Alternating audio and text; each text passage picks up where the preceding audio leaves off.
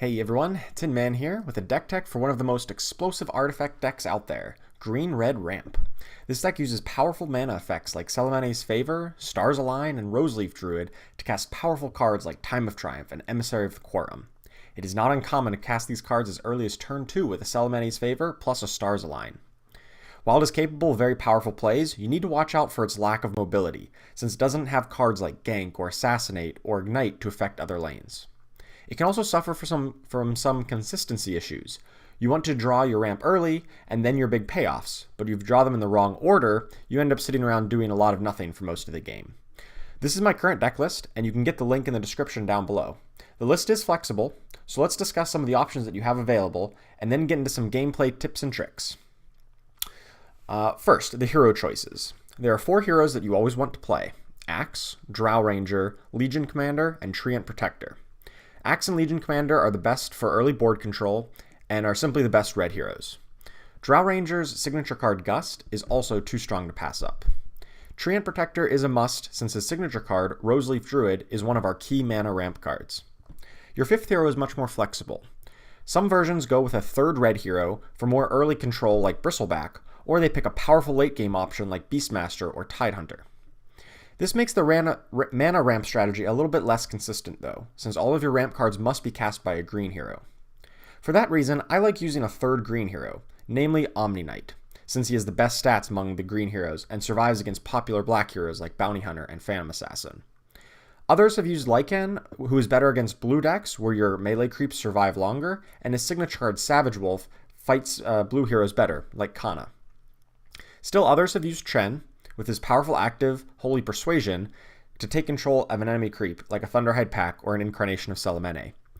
Those cards are very hard for non-black decks to answer without a card like Slay. Let's talk about some of the key cards in the deck. For starters, you have your mana ramp cards, Selemene's Favor, Roseleaf Druid, and Stars Align. These are critical to the strategy, and you should always have a full set of all of them. Next, the big payoffs, Emissary of the Quorum and Time of Triumph. You always are going to want 3 Time of Triumphs, but if you're running less green heroes, you may not want all 3 emissaries, simply because you won't be able to cast it at the right time. Also included in the key cards is Smash Their Defenses and Cheating Death.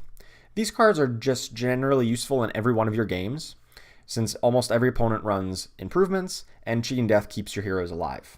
You'll most likely want at least 2 of each, and possibly 3 if you have 3 green heroes for Cheating Death.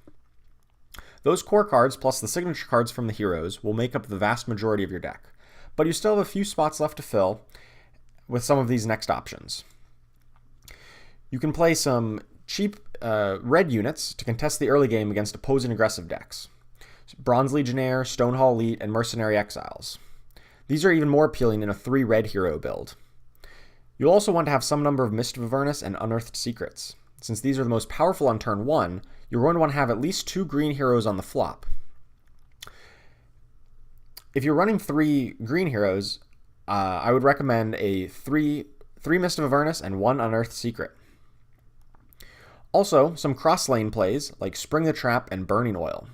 I like Spring the Trap since it gives you more payoffs to ramp into, and you can also contest other lanes, since the opponent will most likely abandon a lane with Time of Triumph or Emissary in it. Burning Oil, on the other hand, I think is a little bit weak. Against aggressive decks, it can be destroyed with Smash Their Defenses, and they still get some damage off.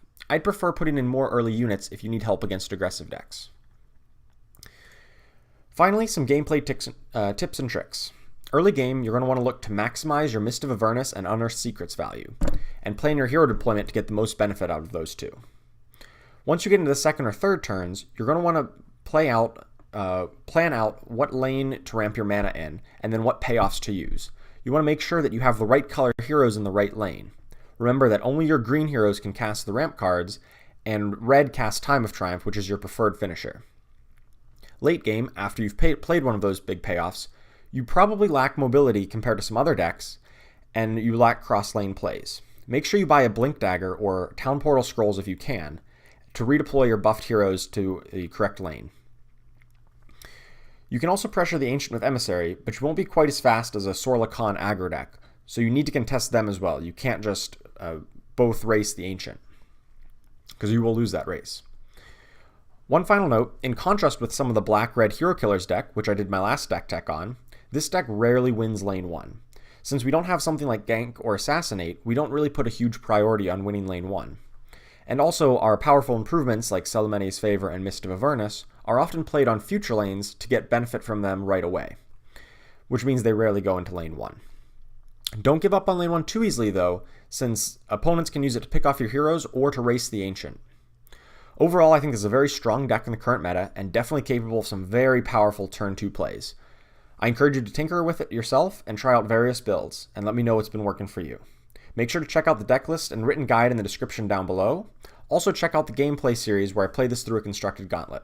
Thanks for watching. See you in the next one.